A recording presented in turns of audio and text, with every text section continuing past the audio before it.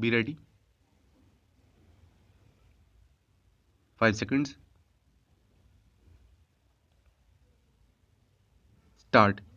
Sir, the mounting, galloping public expenditure, mainly financed not out of real resources but out of public debts or borrowings, creates an internal debt trap that can be only matched or met by seeing that whatever money is spent productively, and all the money that is not being spent productively is cut out.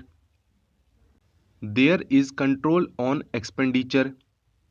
I think this mechanism will be much more effective when put in operation, and it could control the deficit that the country has experienced.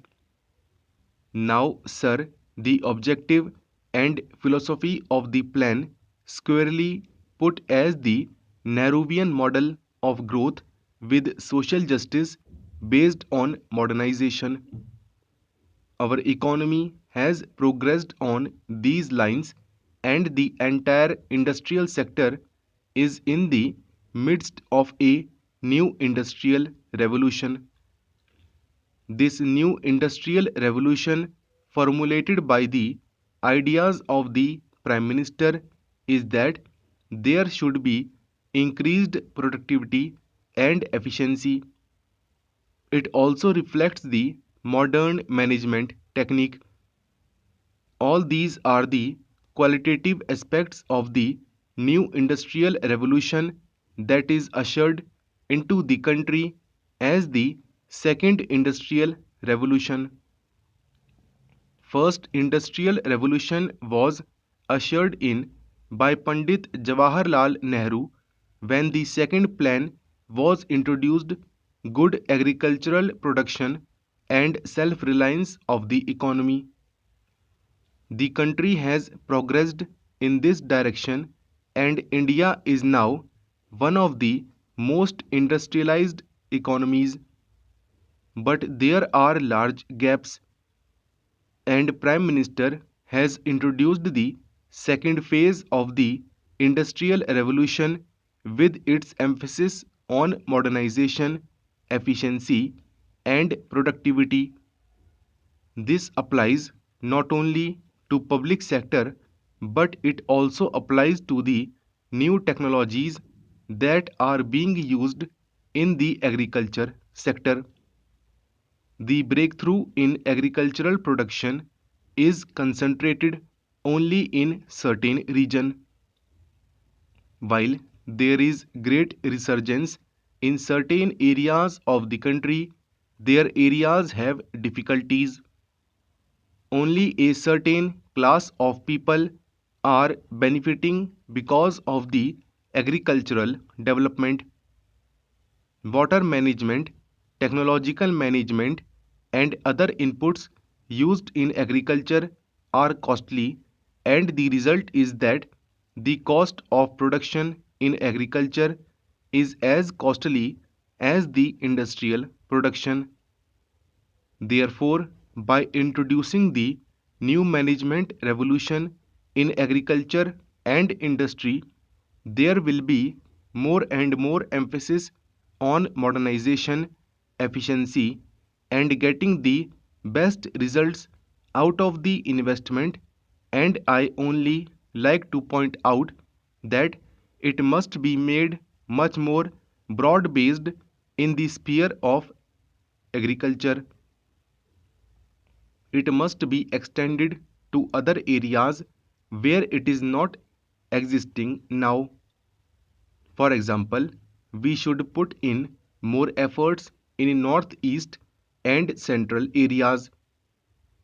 It must get out of the regional trap and spread to the whole country. In addition, our agricultural products must be less costly. There was a time when we could not export even though we had produced more. We could not export because we had to subsidize our agricultural products. Reducing the cost will improve our exports also. This is the techno-economic articulation as presented by the Prime Minister in his budget. This is the philosophy of the budget on which he focuses attention. He charters a new path that the budget will be pro-poor, growth-oriented, and this budget will be for equal distribution and social justice. The whole package of these specific measures is oriented towards this goal. The budget should be non-inflationary and with tight control on expenditure. We should try to get the best out of every rupee that we spend. This is the philosophy that he has placed before the country, and he wants to take the country on the road to prosperity.